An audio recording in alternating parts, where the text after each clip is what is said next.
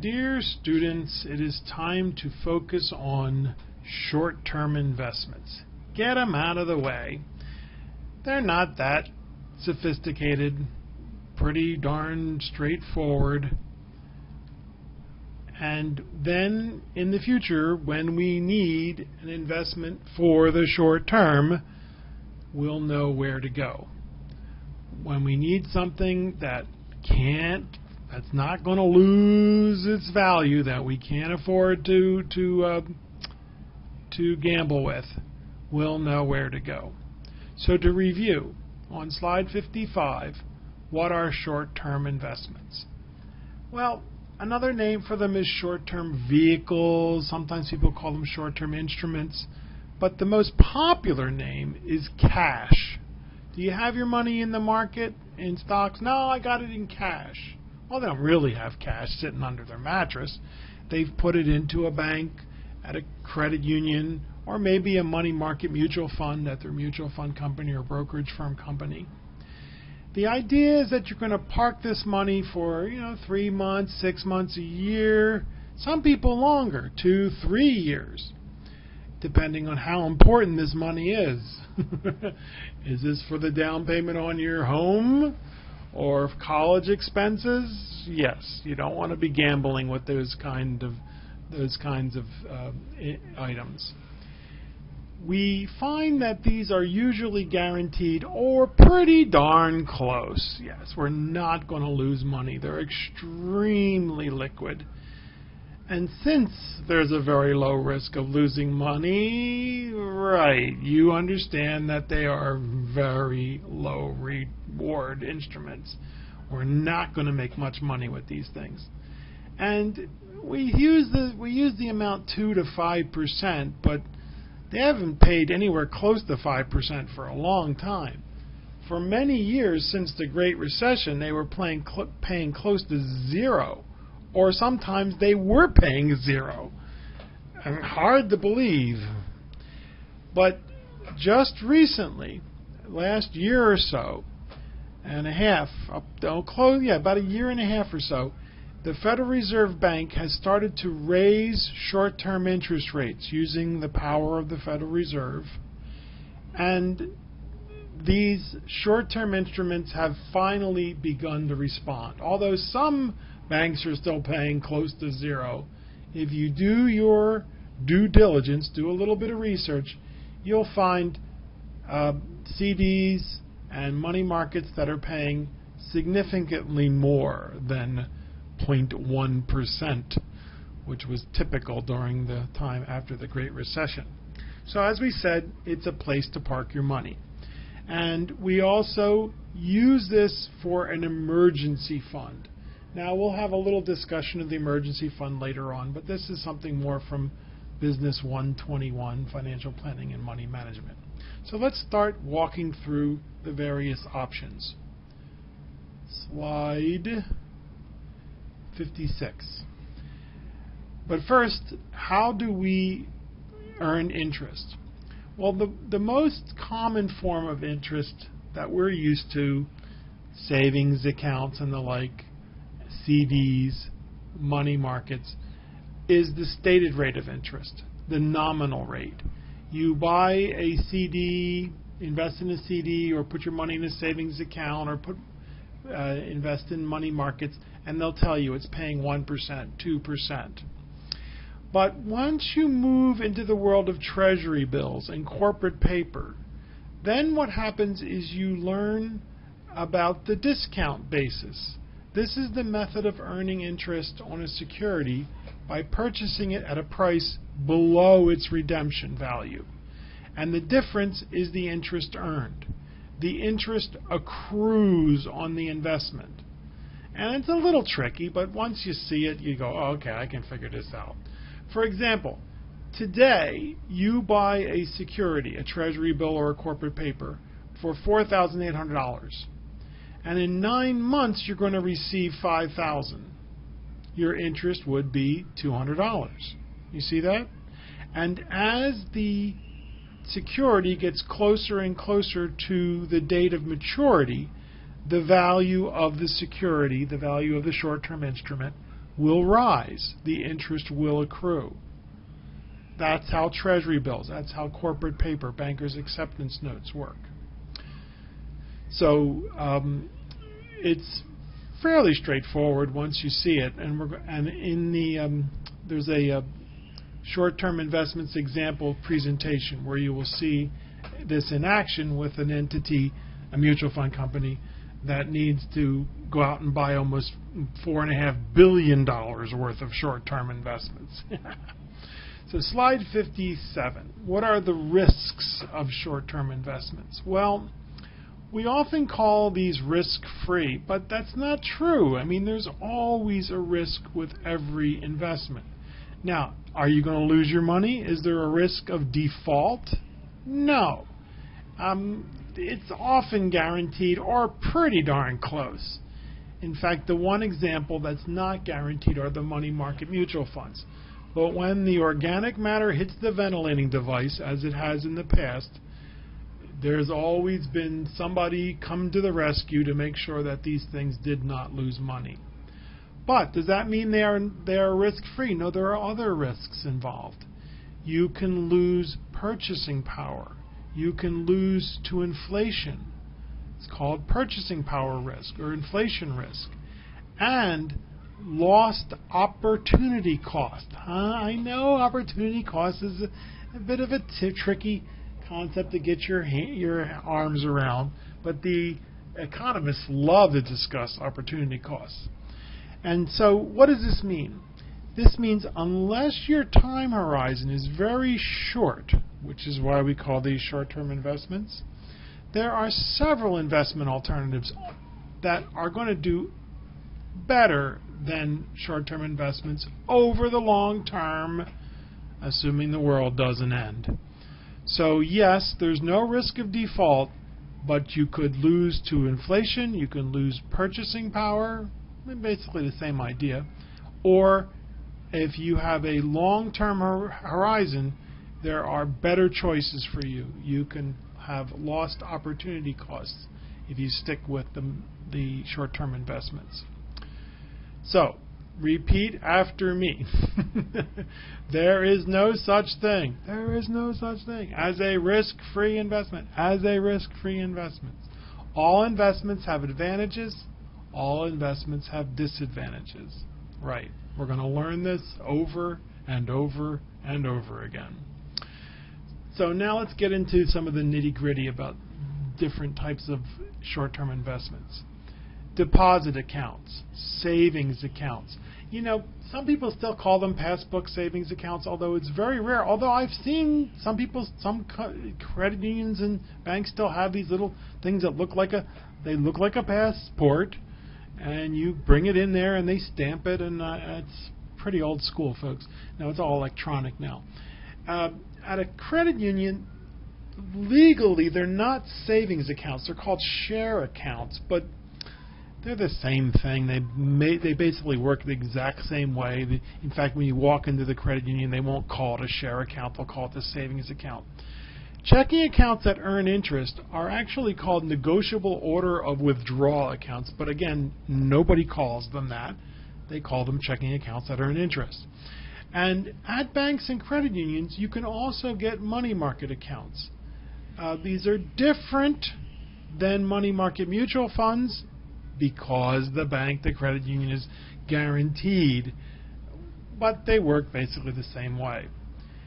And we call them demand accounts since the funds are available upon demand.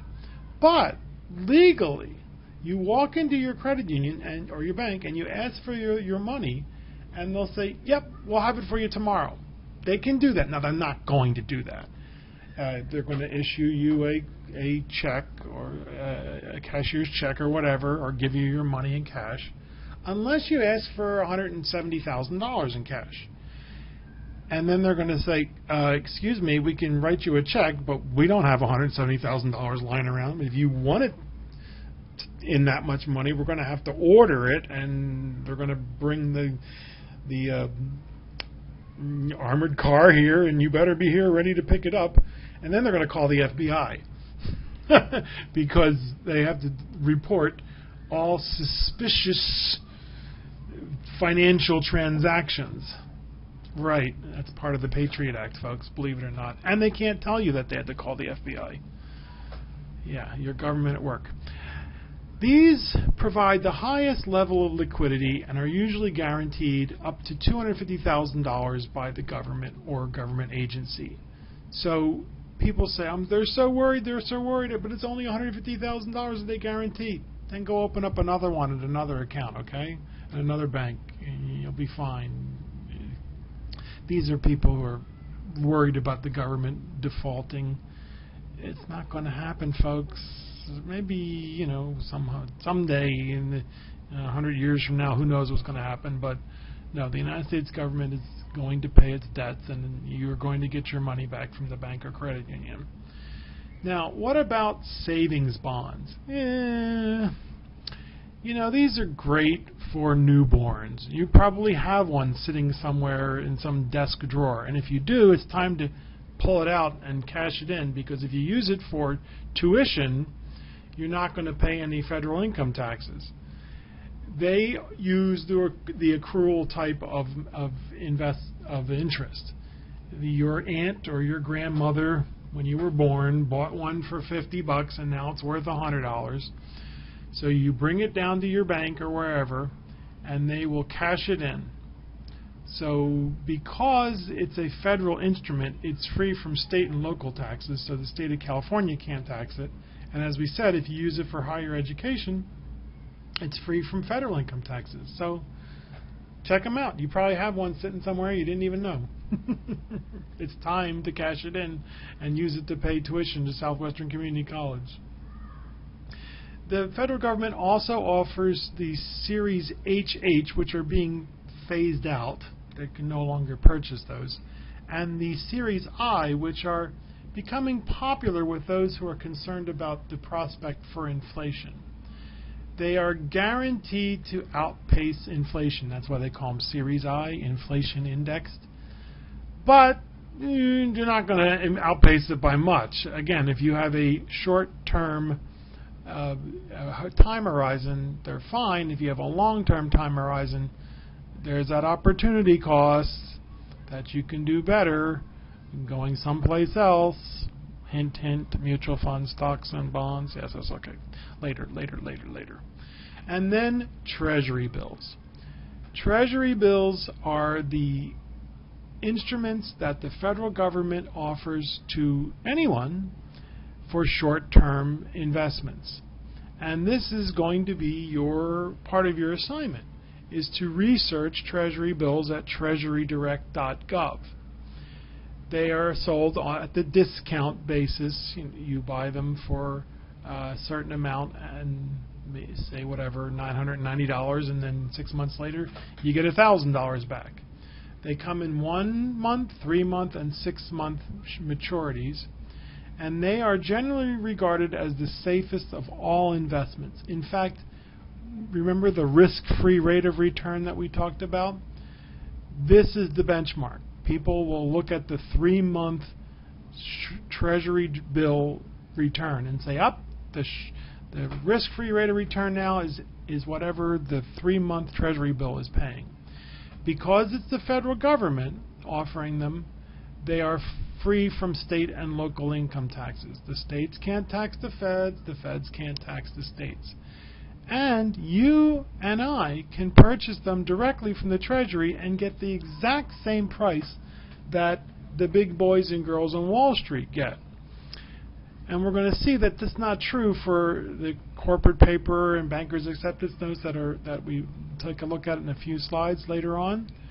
Why? Because they deal in millions of dollars for corporate paper and bankers' acceptance notes. Whereas Treasury bills, they will welcome the small investor. If you're a small investor and you want to buy one corporate paper, well, they're denominated in $100,000 increments. So first of all, you have to have $100,000, and they don't want to just sell one. They want to know how many millions of dollars you need. So that pretty much precludes you or I buying into these things. But not so with Treasury bills, and that's why we're very happy. You know, sometimes the United States government, when the government does stupid things, we love to point the finger and laugh at them and blame them. But when they do really cool things like TreasuryDirect.gov, we should give them kudos. We should praise them, and so we use them as an assignment. And it's also an excellent exercise in what it's like for you or I to go research a potential investment. We may decide we don't want to use them. We might decide we want to find another way to invest our short-term money. But the process in this case is more important than the outcome. So let's continue. CDs, certificates of deposits, are offered at banks and credit unions, and they are, I don't know, they're fancy savings accounts. I don't know why they call them certificates of deposits, but they're basically a savings account where you are locked in for a certain amount of time, anywhere from 7 days to 6 months to 2 to 5 years. And why do they do this? Well, if they know the money's going to be on deposit for a longer period of time, they're going to be able to offer you a higher interest rate. But what happens if you need your money sooner? Right, you're going to get slapped with a penalty for early withdrawal. They are insured to the same $250,000 per investor. So if you know you're not going to need this money for 6 months, you can say to your bank or credit union, yeah, I want a 6-month CD, and you're going to pay me better than if I just put it into the savings account. Now, there are some CDs called broker CDs that are sold by brokerage firms, and they normally offer higher yields, sometimes much higher yields. And because they're brokered, they can also be turned around and sold. You don't have to wait until it matures. Are they still guaranteed? Yes, they're still guaranteed. But why? Why is the bank or the credit union using brokerage firms to sell their CDs? Well, they need money. They're trying to compete for your dollars. Remember, to them, that's their lifeblood. The money that they get from you and I depositing on the bank, that's what they use to lend out and make their money. So in this case, they are trying to raise money, and they're willing to pay a higher interest rate and even have to share some of that with the brokerage firm. Now, you have to be careful with CDs because they will usually roll over automatically if you do not redeem them. So say you had a 6-month CD. There's usually a 2-week period, a 1-week period, where you come in and say, okay, I want my money back, and they'll put it into your savings account or your checking account. If not, they're going to roll it over for another 6 months. So make sure that you redeem it or specify that the proceeds be automatically rolled into your checking or savings account. Okay? And then some CDs have a few provisions that'll allow you to bump up the interest rate if interest rates change. It's kind of cute. Read what the companies, or listen to what the companies are offering you. In fact, we have a little interview with a good friend of mine who is just enamored with CDs. She just loves CDs, and she's been recently disappointed by the returns that they've been giving, rightfully so. And so you can listen to that interview with a dyed-in-the-will short-term investor. Commercial paper. Now here's where we take a look at what the big boys and girls on Wall Street invest in. These are short-term unsecured promissory notes, sometimes just referred to as IOUs, that are issued by corporations with very high credit standings. So you're J.C. Penney's or Ford Motor Corporation, and you need a quick 90-day loan. Instead of going to the bank, you're large enough, you have a good enough reputation in the industry that you can issue these 90-day, 180-day, 270-day maturity promissory notes. And by keeping the maturity less than 1 year, commercial paper does not need to be registered with the Securities and Exchange Commission. As soon as you pass 1 year, now you're getting into the bond world. And that's a different world. It's more expensive to do business there, but it's for the longer term. This is for the short term, 90 days, 180 days. And as we said before, they're sold in $100,000 denominations. So are you and I going to be buying these things? Most likely not, right?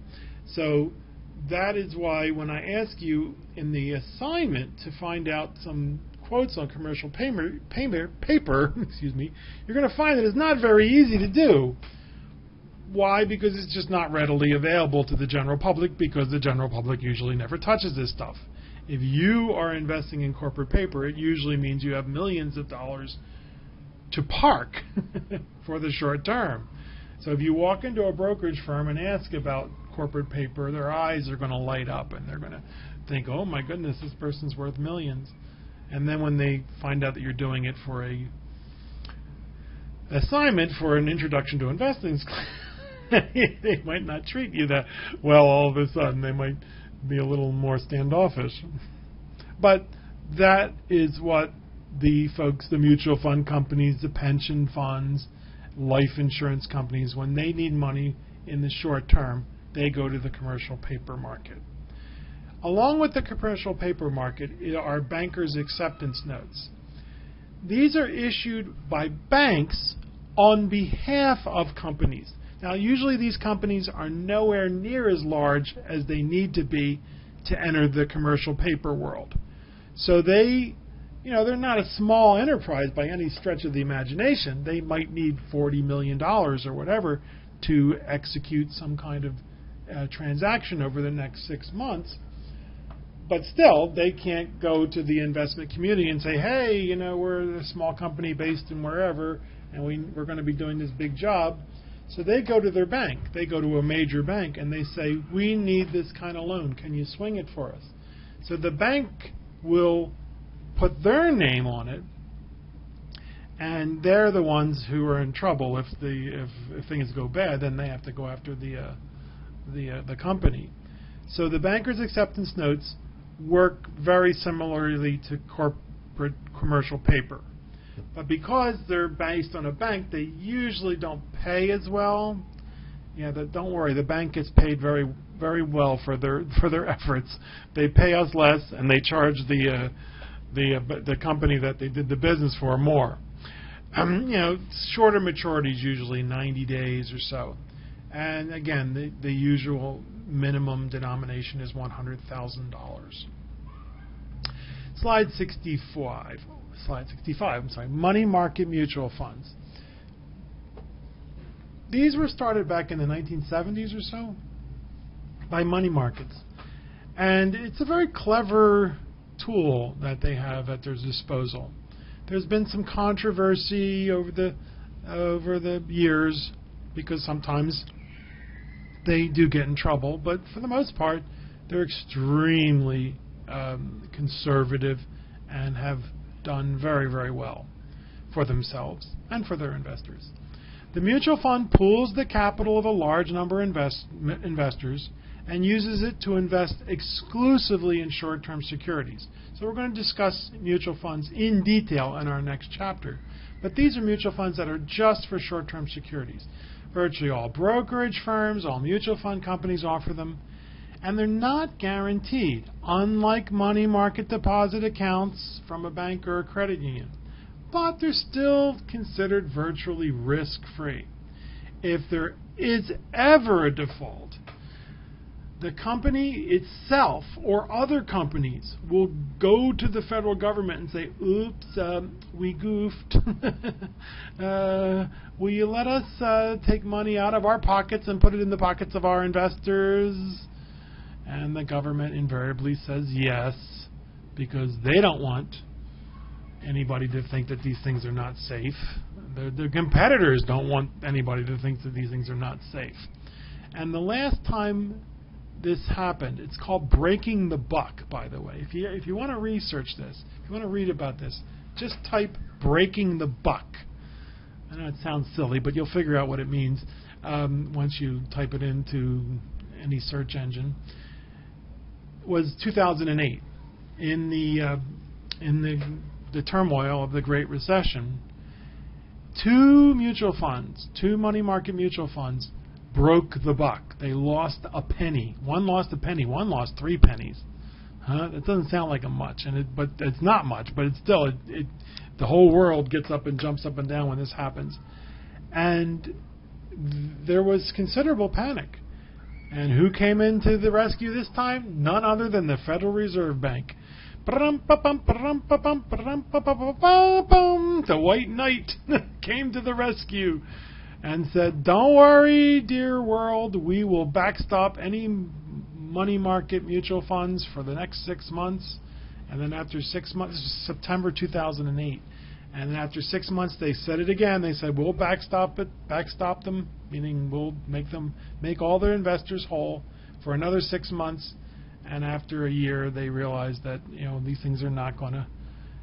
It all went back to the bankruptcy of Lehman Brothers. That's what triggered the loss of money. So if you're so inclined, do read about this, because it is quite a story. And they're also the mutual fund companies make these things look kind of like checking accounts, right? And you can write checks, or you can easily transfer money to and from your checking account at your bank. So they're very, very flexible. They don't typically earn as much as a CD, but pretty darn close. Plus, you don't have to lock your money in for 6 months or 2 years. I like money market mutual funds for short-term investments. But remember, everyone's different.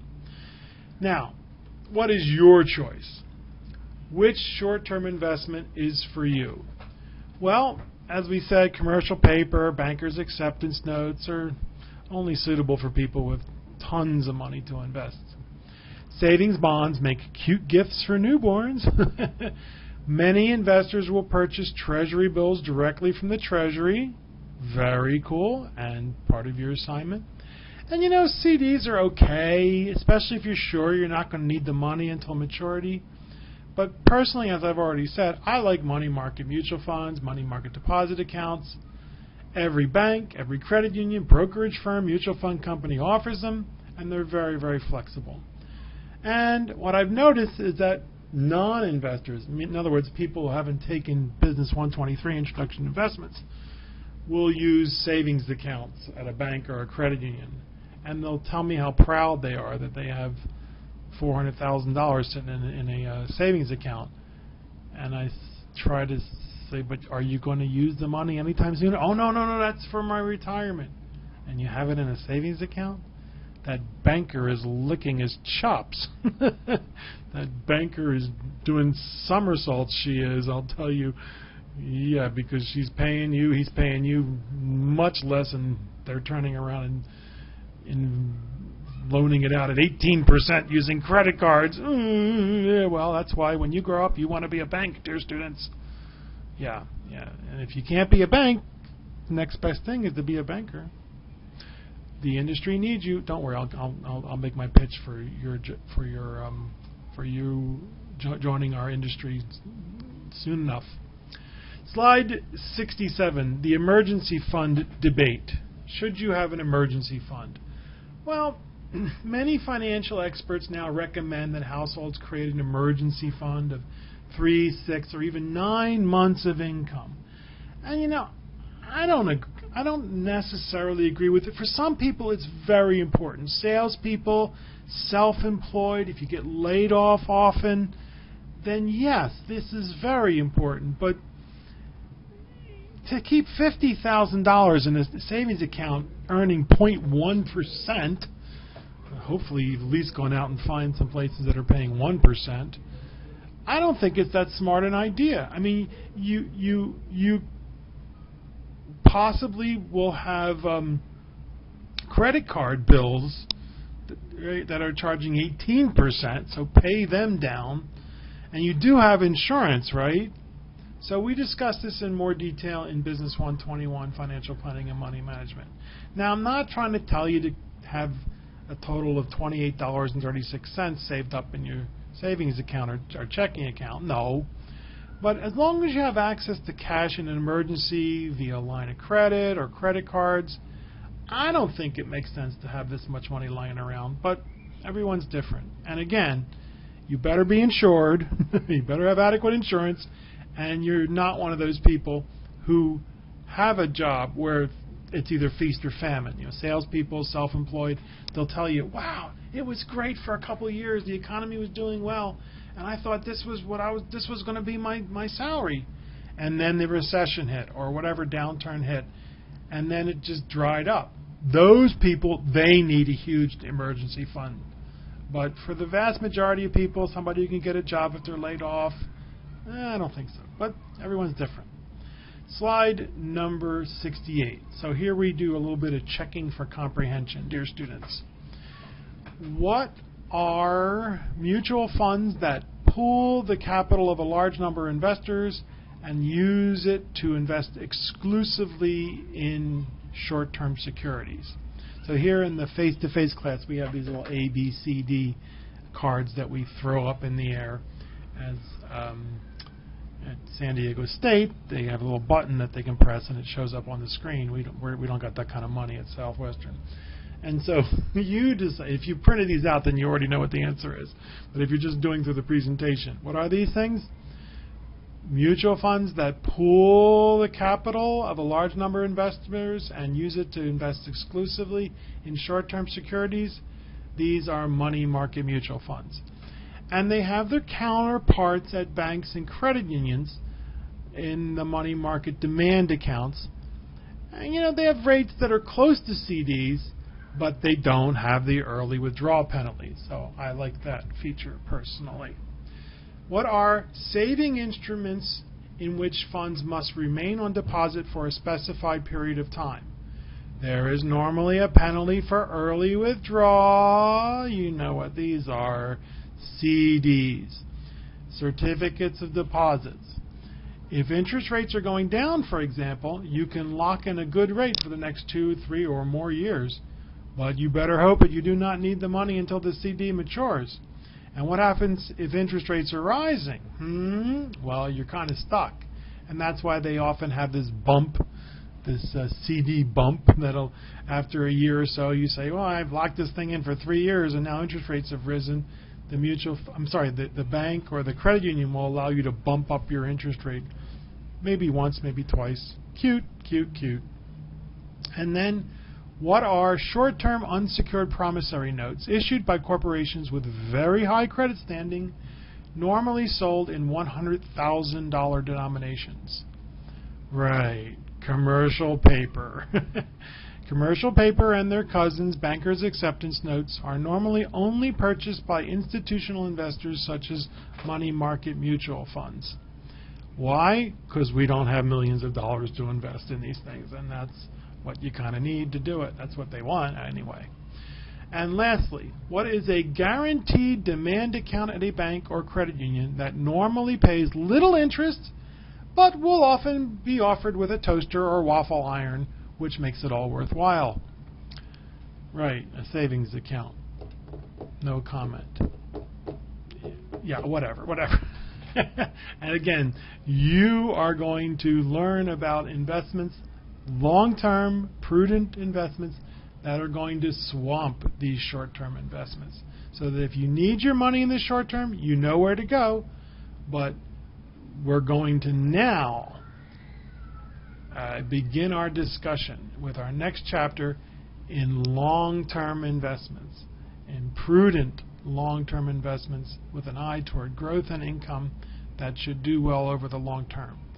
So, what do you think, folks? Are you excited? Yeah, I hope so. I am. Go back over, make sure you understand the overview of the investment universe, the eternal struggle of risk and return, and short-term investments. And we'll see you in our next chapter where things are going to start to get really exciting when we begin the discussion of mutual funds, investments for the masses.